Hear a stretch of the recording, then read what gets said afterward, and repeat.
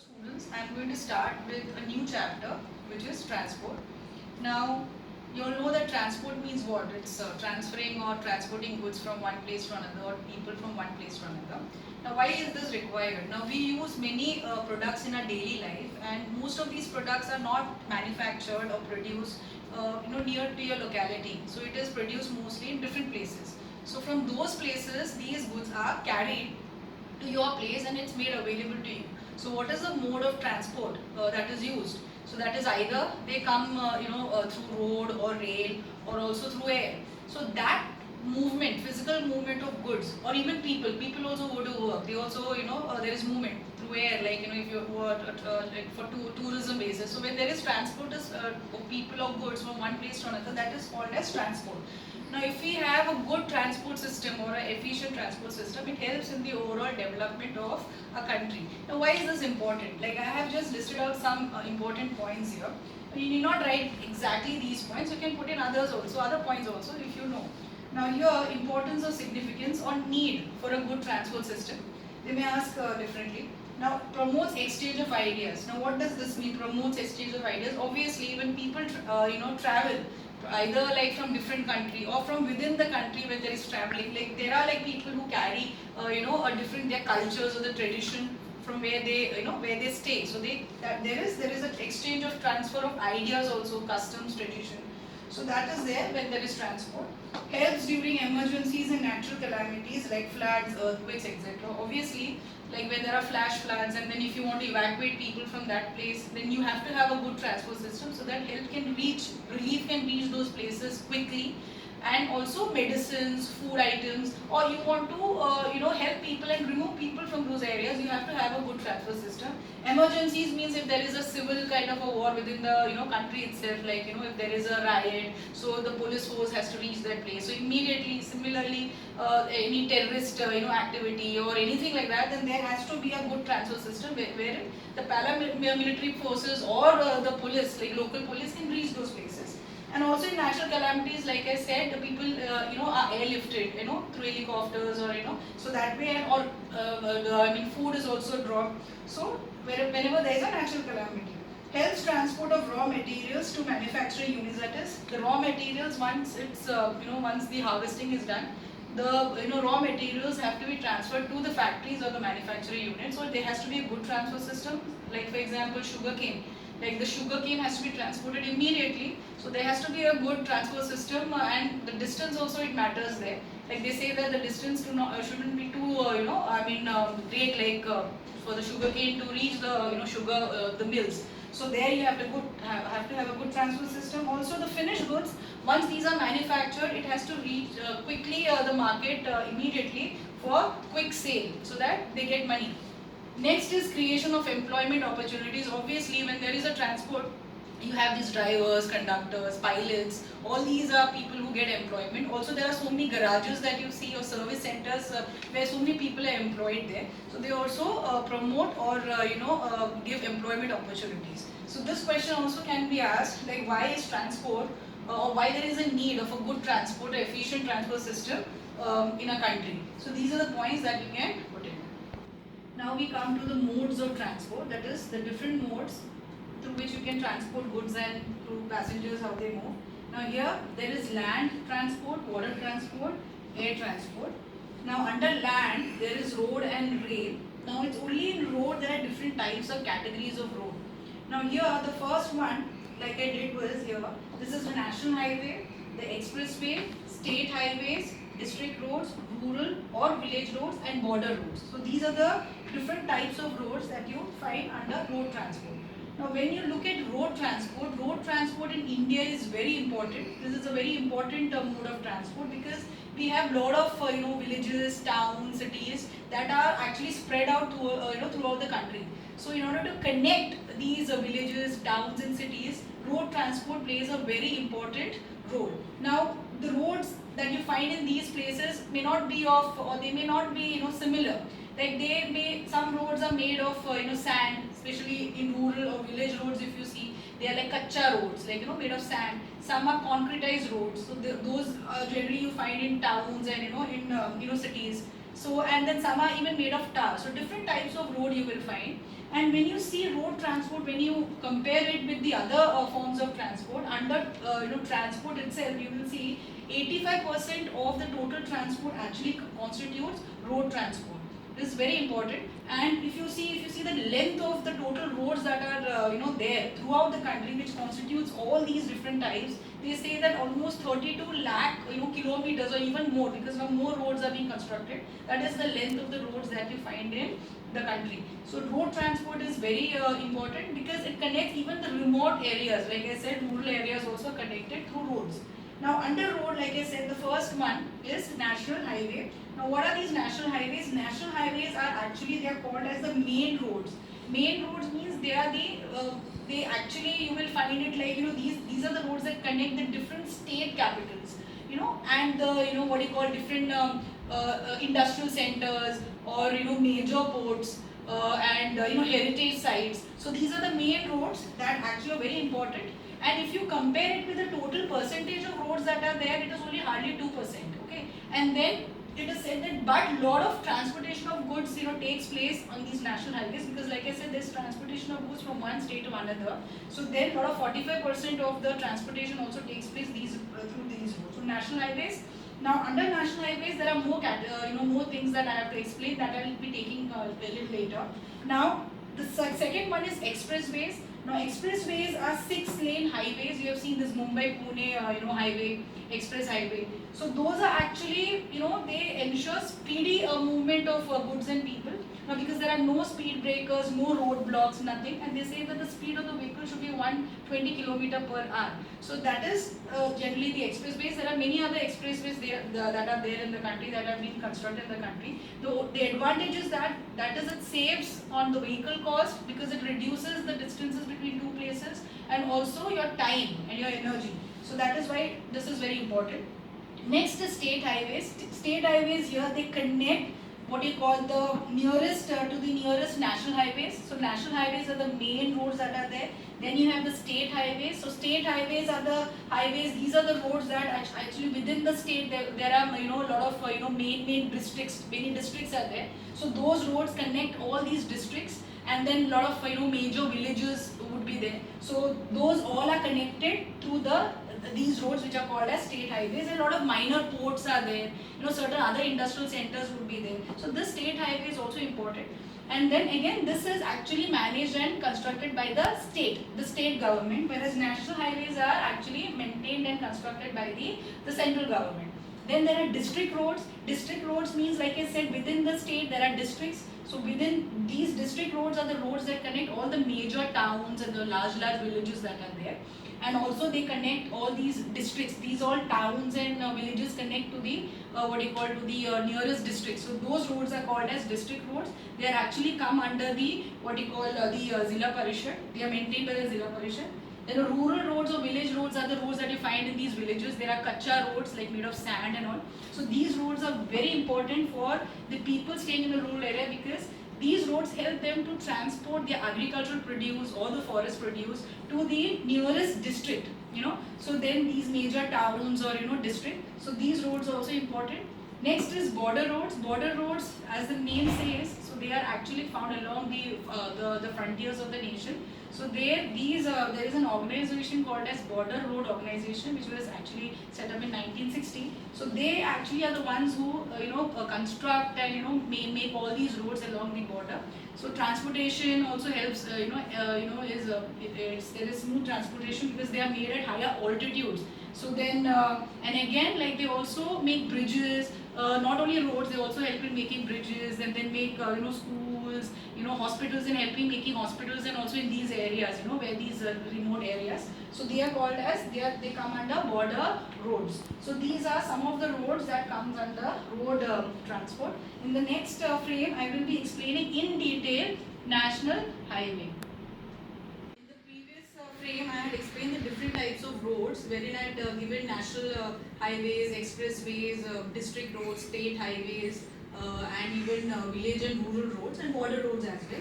Now here, like I said, national highways requires more detailed explanation.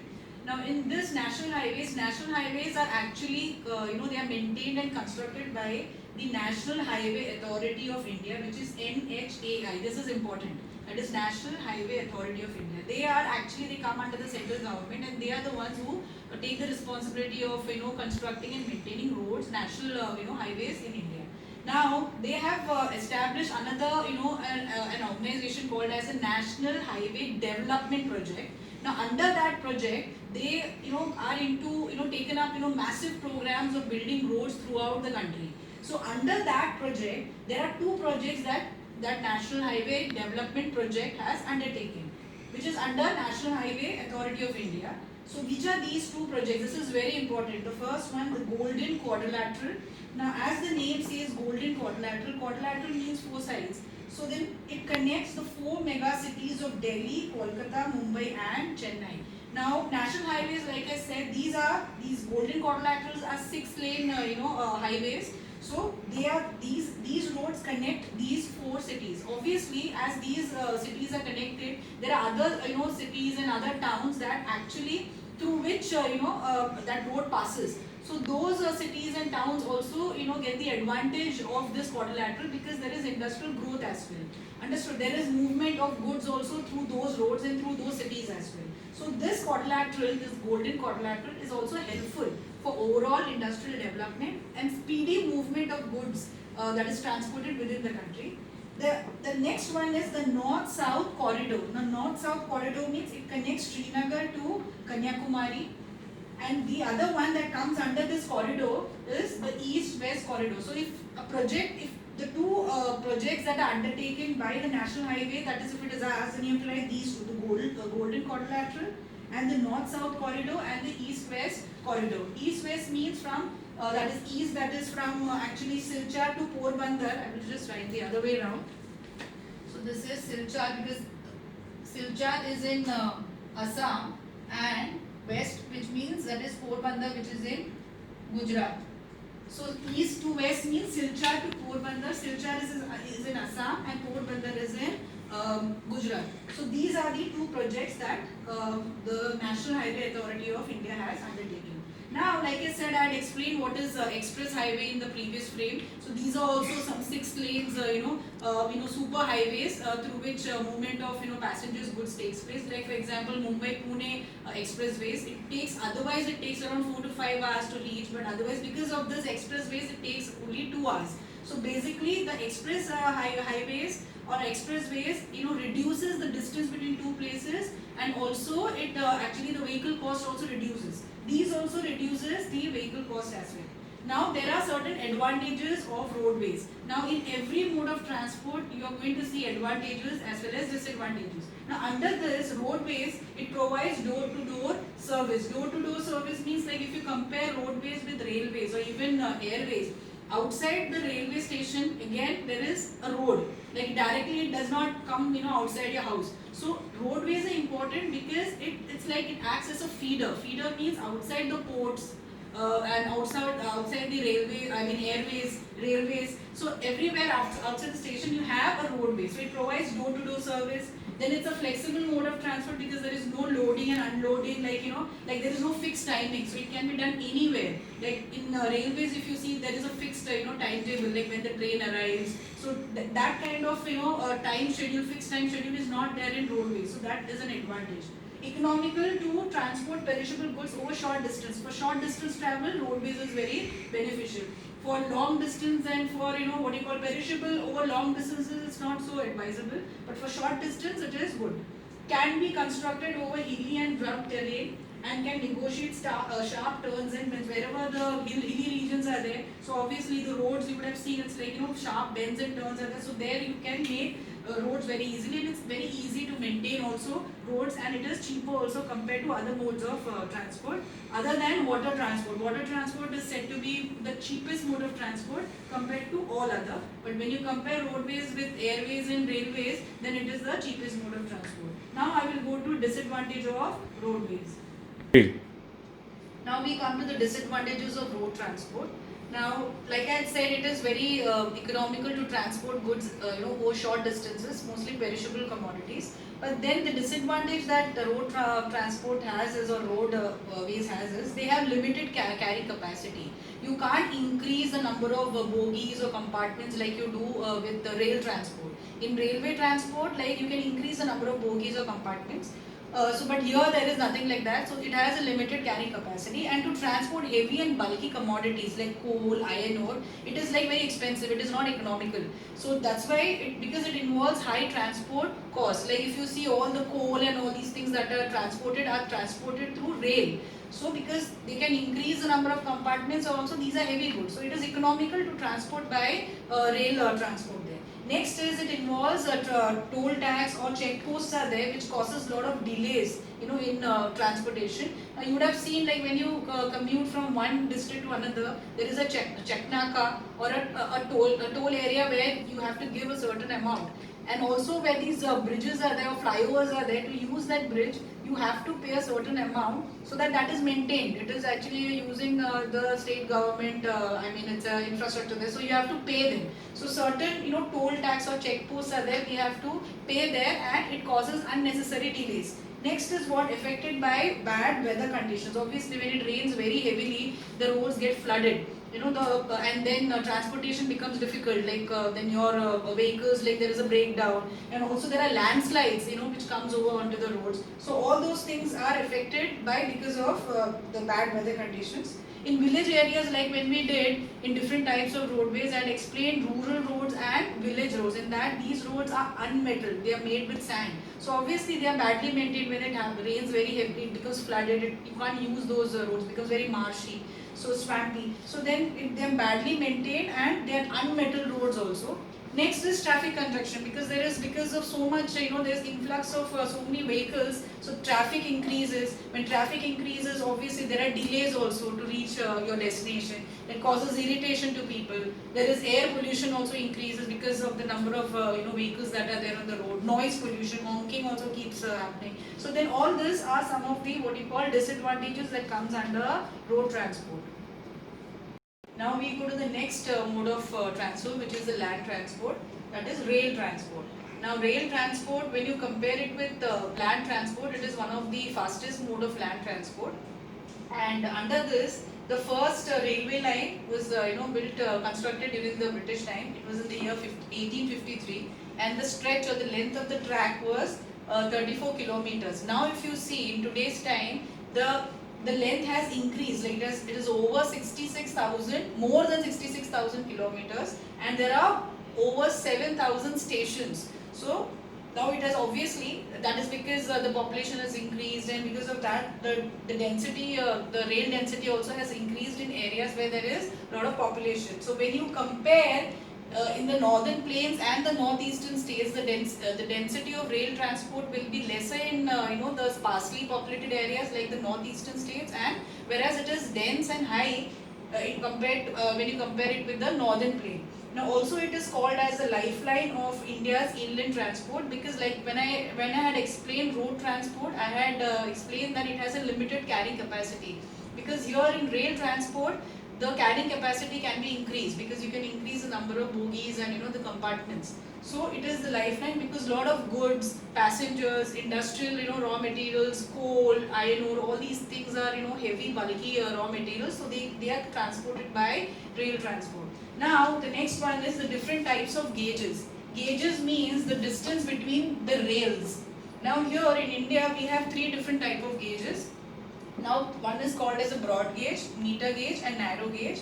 Broad gauge means the distance between these two rails, this one that you see, the distance is 1.676 meters, which comes to around 5.5 feet. So it is that that broad. So then obviously if it is, the gauges are that broad, which means the compartments or the bogies that are there are also bigger.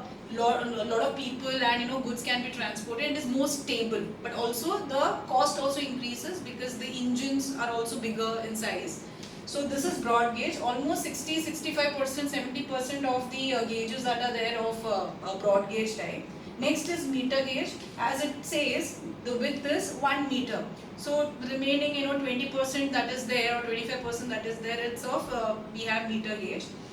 Then there is narrow gauge. Narrow gauge, the width is only 0.762 meters. So it is almost like 2.5 feet. So then this is mostly used in the hilly and mountainous terrain where it is very difficult, like you have tight curves and bends. So there you can't have a broad gauge or a meter gauge. So they have to have a narrow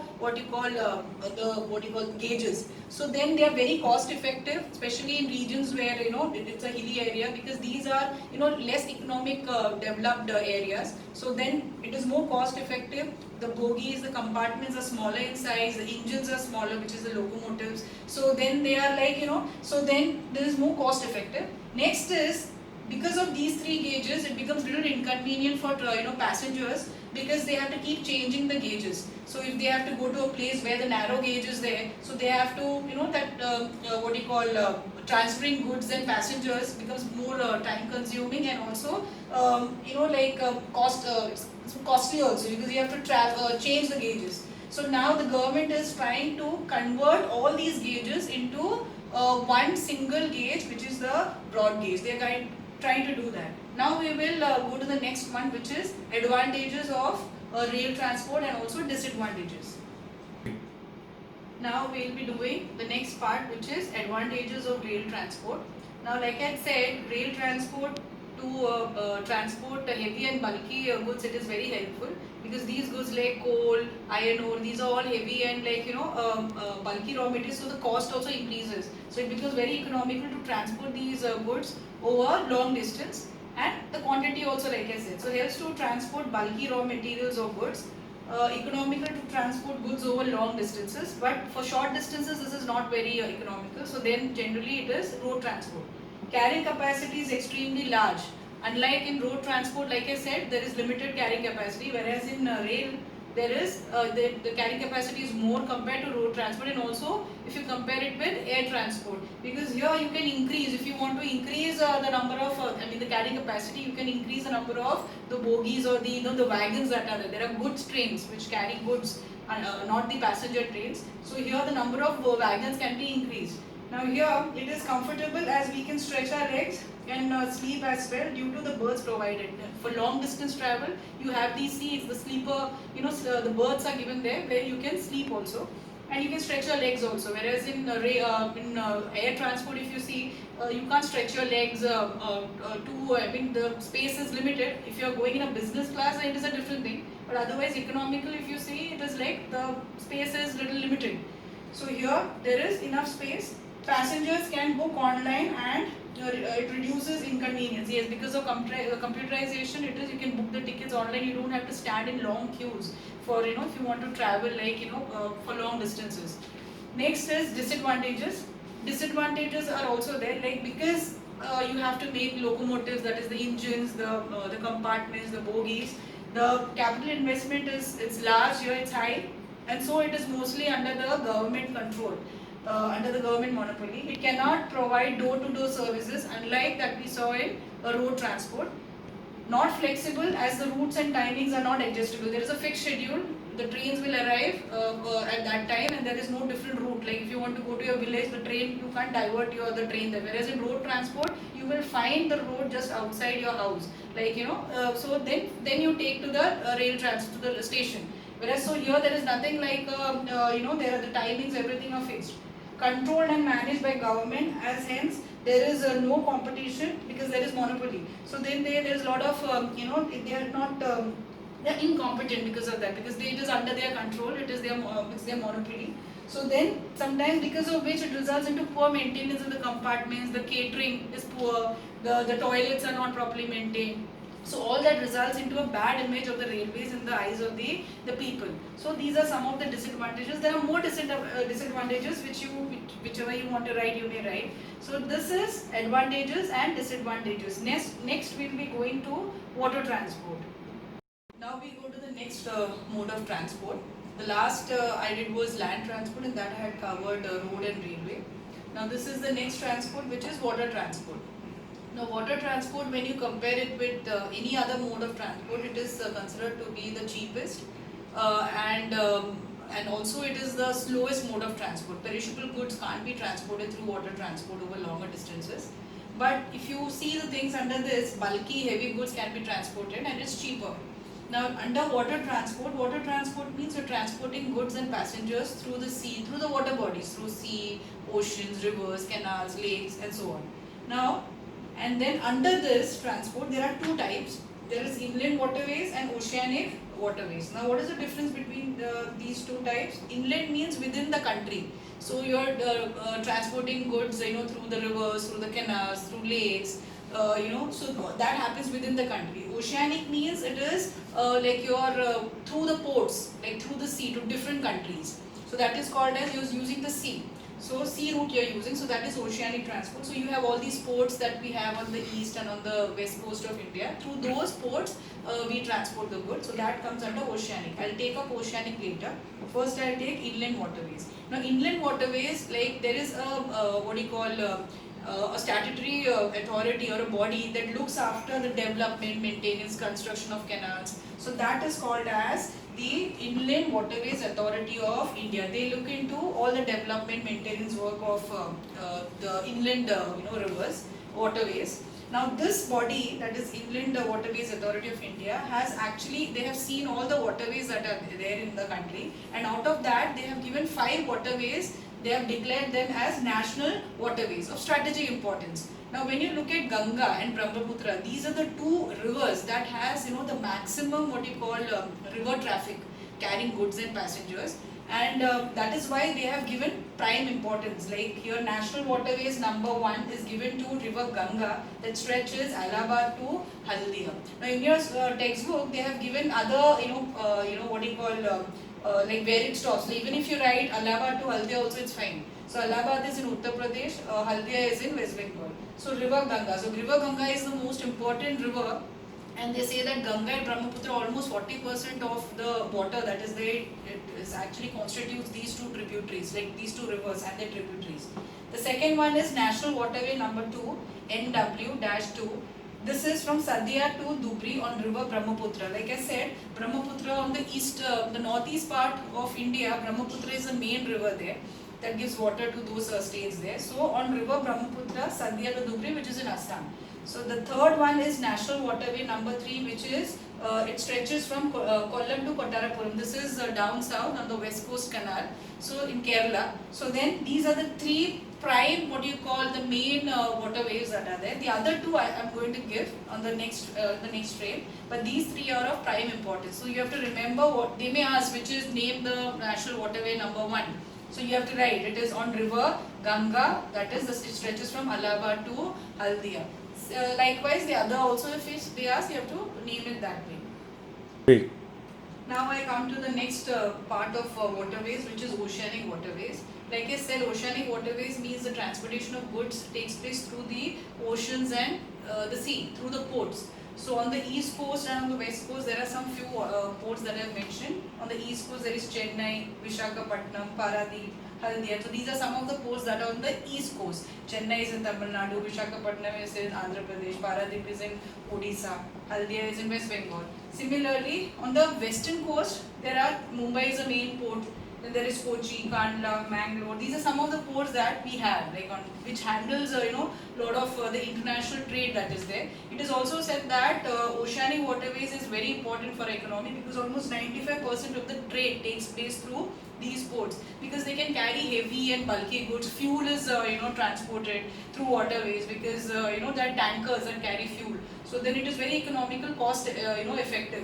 Now under inland waterways, sometimes they may ask what is the difference between river or peninsular India and also northern India, or why river peninsula and peninsular rivers are not suitable for navigation. So these are some of the points. Now peninsular rivers are seasonal in nature, which means that they are rain fed, as compared to northern rivers. Northern rivers are said to be perennial because they have water throughout the year. During the rainy season they get water, but otherwise in the summer season also they get water from the melting snow of the Himalayas. So they are perennial. So there again, if you see the soft soil, because they are mostly alluvial soil that is there, so the river beds are also very smooth and very gentle. So navigation is very easy there. Whereas as compared to the southern rivers, we have the Deccan Plateau has hard rocks underneath when we did irrigation also. So there it's like sometimes there are there are rapids or waterfalls. Rapids means suddenly there is a steep slopes are there. So which means that there what you call navigation becomes very difficult. Also the waters are very swift flowing because of the steep slopes that are there. So peninsular rivers are not suitable for navigation as they are seasonal, have rocky river beds, swift flowing rivers, waterfalls, rapids and so on. Now Ganga, sometimes this question is, this is also very important, like why is Ganga navigable from Allahabad to its mouth, that is its mouth means where it joins the sea. Now here I have already given the reason under this, under perennial rivers when I compared it, that it is a perennial river because it has water throughout the year. Also it has soft river bed and the rivers are gentle flowing, so navigation is possible. Also, it gets water from many of its tributaries. Ganga has a lot of tributaries. You have Gomti, Ghagra, Kosi, then you have Yamuna, then you have Son. So all these tributaries give water to Ganga. So the volume of water in the river Ganga becomes, it increases. So then there is a lot of water, because for water also, if the river is shallow, then navigation becomes difficult, which happens with the case of what you call peninsular rivers, because some rivers are not navigable because of that, because of shallowness of the river. Now this is important. Ganga river, why is it navigable? Next, under water transport advantages, like I said at the start itself, I had said it is the cheapest mode of transport. It is the slowest mode as well, but low cost of construction, maintenance, as there are natural routes, because you don't have to construct roads and railways as we do in rail and roadways. Here the routes, because you are using the waterways, bodies, rivers, unless and until in canals you have to construct the canals, like you have to make those passage for the rivers to for the water to flow from at the back of the dams when you make, so that the water is transported to the agricultural land. Other than that, the maintenance is very low, economical for bulky and heavy goods, and also it promotes international trade. These are some of the points that I have mentioned. Other points you can write that it is the cheapest mode of transport, it is fuel efficient, and it is environment friendly. These are some of the other points. Now I will go to disadvantages. Great. Now the next one under water transport is the disadvantages. It is the slowest mode of transport, like I said. So when you compete it with when you compare it with land transport, it is the slowest mode of transport. It requires large investment, because when you're doing oceanic waterways transport, then obviously you require ships. So there is a lot of investment that is required for ships and for its maintenance. And navigability also I had explained. Now if the river is shallow, then it becomes very difficult for navigation. So I had even compared peninsular rivers and northern rivers. And this also, there is one more reason, when there is deforestation in the hilly areas, there is a lot of soil erosion. The silt also is carried and it is deposited into the river beds. So because of that, navigation becomes difficult, because the river bed it increases. So that is also a problem. And then a lot of water gets diverted for irrigation. So then the navigation also gets affected because of the less amount of water that is in the rivers. So that comes under navigability. Causes seasickness. Some people can't, for long hours traveling, it becomes very difficult for them. They feel nauseatic, so they get seasickness, and affected by bad weather. If it's very stormy weather is there, then obviously then it becomes very difficult for traveling. So these are some of the disadvantages that comes under water transport. Next is air transport. Now air transport, when you compare it with the other modes of transport, this is a modern means of transport. It is the fastest means of transport, so it is more in demand mostly for the rich and the business community. It is something like an indispensable type of a mode of transport. But now, because of competition, these airlines also have to reduce their rates, and they come out with attractive schemes. So that in order to cater to the different class of people. So now here under air transport, like I had said, National Highway Authority of India was for roads, Inland Waterways Authority was for waterways. So there is this air transport, which is Air Authority of India, which looks after the construction, maintenance of airports, cargo, terminal facilities, everything they look after, all those whatever comes under the airport. So that is Air Authority of India. This is again important. So like I said, it is the fastest mean and everything. Now after in air transport, now there is Pawan Hans Helicopter Service Limited also, which actually provides helicopter service to the petroleum sector. So then because you know that Mumbai High, it's a place where you get oil reserves are there. So it's in the Arabian Sea, it's some 176 kilometers inside the coast, means off the coast, inside the water. So then for the officials to reach that place and all, this helicopter service also is used. Aerial photography for film shooting, everything is also done.